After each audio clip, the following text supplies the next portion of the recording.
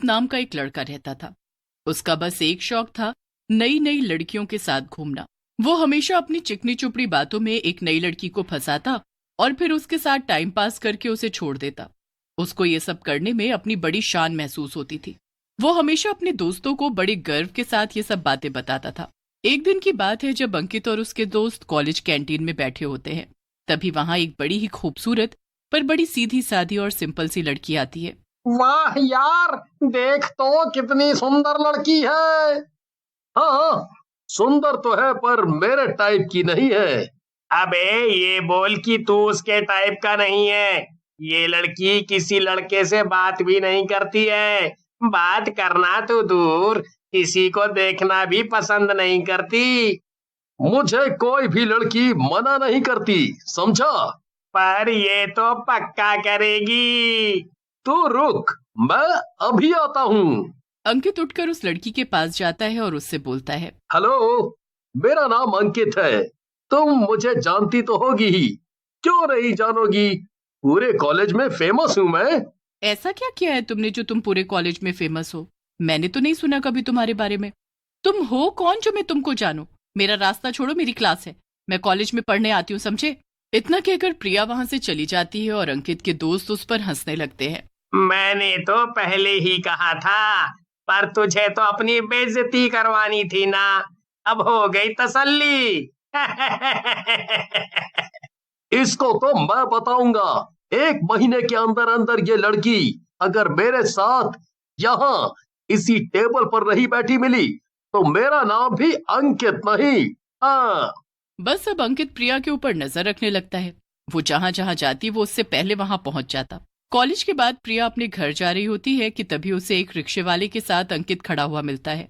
अंकित के जाने के बाद वो रिक्शे वाले से पूछती है कि वो यहाँ क्या कर रहा था, तो रिक्शे वाला उसे बताता है, मैडम, अभी कुछ बदमाश लड़के मेरे पैसे छीनकर भाग गए।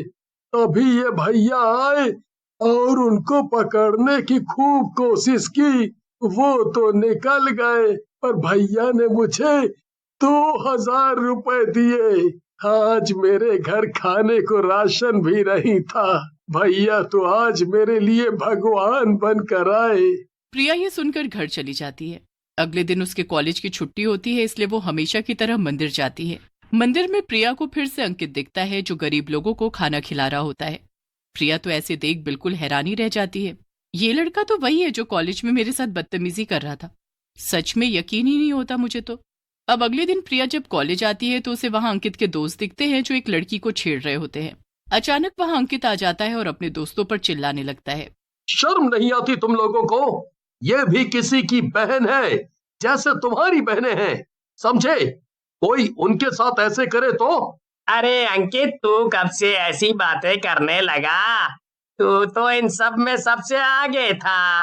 मैं कभी इन सब चीजों में था, पर जब से मैंने प्रिया को देखा है मैं सुधर गया हूँ। मुझे अब इन सब में कोई दिलचस्पी नहीं है। मैं अब प्रिया के अलावा किसी को नहीं चाहता। ये कहकर अंकित वहां से चला जाता है। अब वो हर दिन प्रिया के सामने ऐसा कुछ न कुछ कर ही देता कि धीरे धीरे प्रिया को अंकित से प्यार हो जाता है। वो अंकित से अब खुद बात करने की कोशिश करती है, पर अंकित हर वक्त किताबों में घुसा रहता है। एक दिन जब अंकित क्लास के बाहर होता है तो प्रिया उसे आवाज देती है, अंकित इधर आओ, मुझे तुमसे कुछ बात करनी है। हाँ, बोलो ना। यहाँ नहीं, कैंटीन में चलते हैं ना, मुझे बहुत भूख भी लगी है। अंकित और प्रिया दोनों कैंटीन में जाकर बैठ जाते हैं और फिर वहां प्रिया अंकित से अपने प्यार का इजहार करती है। अंकित ये सुनकर बहुत खुश हो जाता है। मैं तुमको बता नहीं सकता कि आज मैं कितना खुश हूँ। अंकित फिर पीछे बैठ अपने दोस्त मनीष और राहुल को देखकर आंख मारता है। वो दोनों समझ जाते हैं कि ये सब ड्रामे उसने प्रिया को पटाने के लिए किए हैं। भाई मान गए अंकित को।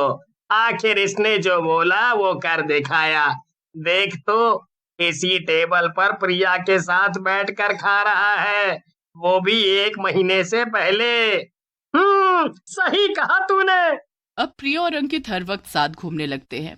अंकित प्रिया से झूठे शादी के वादे करने लगता है और प्रिया भी उसकी बातों को सच मानती रहती है। एक दिन प्रिया को अचानक कुछ दिन के लिए अपने गांव जाना पड़ता है। प्रिया के जाते ही अंकित वापस अपनी हरकतों पर आ जाता है और एक नई लड़की पटा लेता है। एक दिन प्रिया अचानक कॉलेज आ जाती है। वो अंकित को एक लड़की के साथ देखकर आग बबूला हो जाती है।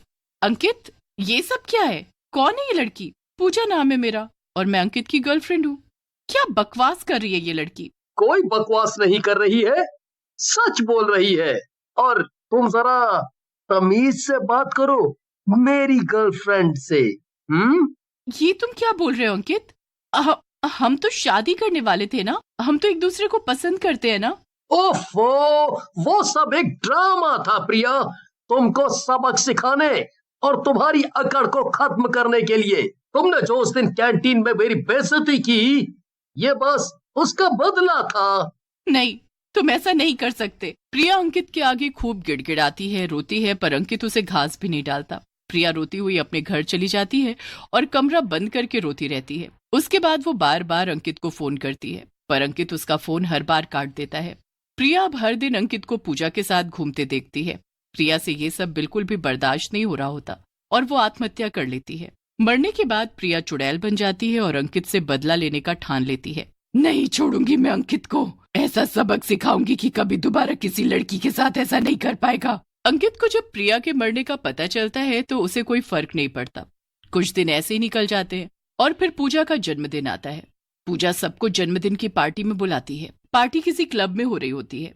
वहां थोड़ा अंधेरा होता है और सब मजे से डांस कर रहे होते हैं। सब लोग पार्टी एंजॉय करने लगते हैं। अंकित बड़ा ही खुश हो रहा होता है, पर उसे क्या पता होता है कि अभी क्या होने वाला है। पूजा और अंकित डांस करने लगते हैं। अंधेरे में पूजा का चेहरा एक पल के लिए चुड़ैल में बदल जाता है। अंकित ये देखकर एकदम डर जाता है और पूजा को पीछे धक्का दे देता है। चुड़ैल, चुड़ैल! अंकित, तुम अपनी गर्लफ्रेंड को ऐसे कैसे बोल सकते हो? ये क्या बोली जा रहे हो? पागल हो गए हो क्या? लगता है अब इसका तुमसे मन भर गया है, इसीलिए तुम अब इसे चुड़ैल दिख रही हो। इसका क्या मन भरेगा मुझसे? अब तो मैं ही इसे छोड़ देती हूँ। जाओ, निकल जाओ मेरी पार्टी से, दोबारा अपनी शक्ल मत दिखाना। पूजा बड़ी बेइज्जती करके अंकित को वहां से भगा देती है। कुछ दिन बाद अंकित फिर वैसे ही हो जाता है। वो लड़कियों के आगे पीछे घूम रहा होता है।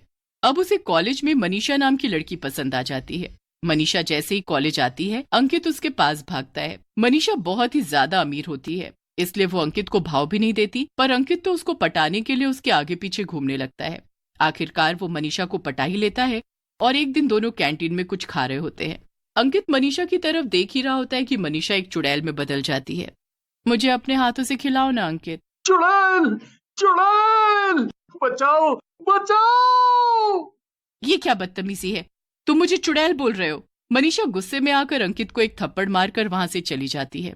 सब लोग अंकित पर जोर जोर से हंसने लगते हैं, पर अंकित की हालत बहुत बुरी हो रखी होती है। अरे भाई, क्या हो गया है तुझे? हर किसी लड़की को तू चुड़ैल चुड़ैल बोल रहा है। मैं कोई झूठ नहीं बोल रहा। उस दिन वो पूजा चुड़ैल में बदल गई और आज ये मैं झूठ नहीं बोल रहा हूँ। अब कॉलेज के बाद अंकित को एक लड़की अपनी गाड़ी के बाहर खड़ी दिखती है। अंकित जल्दी से उसके पास जाता है। हेलो, क्या आप मेरी मदद करेंगे? मेरी गाड़ी स्टार्ट नहीं हो रही है। वैसे आपको कहाँ जाना है?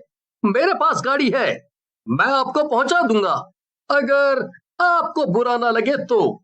हाँ, बिल्कुल, आप ले आओ अपनी गाड़ी। अंकित मनीषा को अपनी गाड़ी में बिठा लेता है। रास्ते में जब अंकित मनीषा की तरफ देखता है तो मनीषा एक चुड़ैल में बदल चुकी होती है। अंकित को कोई होश नहीं रहता और वो गाड़ी सीधा एक पेड़ से टकरा देता है। उसके सर में बहुत चोट आती है। मैं तुझे कैसे छोड़ सकती हूँ? जहां जहां तू जाएगा मुझे ही पाएगा। आखिर मैं तेरी गर्लफ्रेंड जो हूँ। मुझे छोड़ दो, मुझे छोड़ दो। इतना कहकर अंकित बेहोश हो जाता है और सीधा हॉस्पिटल में जाकर उसे होश आता है। हॉस्पिटल में नर्स उसे इंजेक्शन देने आती है तो उसे नर्स में भी चुड़ैल दिखने लगती है। चुड़ैल नहीं, मैं तो तुम्हारी गर्लफ्रेंड हूँ अंकित। अंकित जोर जोर से चिल्लाने लगता है। नर्स जबरदस्ती अंकित को इंजेक्शन लगा देती है। अब अंकित को बार बार वही चुड़ैल दिखने लगती है। क्यों कर रही हो तुम मेरे साथ ऐसा?